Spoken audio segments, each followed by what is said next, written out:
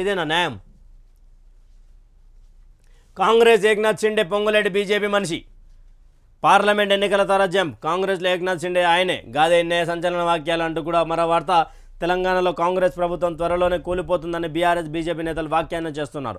ఇదే సమయంలో ఉద్యమకారుడు గాదే ఎన్ఐఆర్ రాష్ట్ర రాజకీయాలపై సంచలన వ్యాఖ్యలు చేశారు. కాంగ్రెస్లో ఏక్నాథ్ షిండే ఉన్నారని, త్వరలో బయటకు వస్తారని ఆరోపించారు. పార్లమెంట్ ఎన్నికల వేళ మరోసారి ఏక్నాథ్ షిండే అంశం తెర మీదకి రావడం ఆసక్తికరంగా మారింది. బీజేపీతో ఒప్పందంలో భాగంగా మంత్రి పొంగులేటి శ్రీనివాసరెడ్డి కాంగ్రెస్లో చేరారని, త్వరలో బీజేపీలో జాయిన్ అవుతారని గాదే ఎన్ఐఆర్ షాకిచ్చారు. తాజాగా ఓ మీడియా ఛానల్కి ఇచ్చిన ఇంటర్వ్యూలో మాట్లాడిన ఆయన పలు సంచలన మనం ఇంతసేపే మాట్లాడుకుందాం.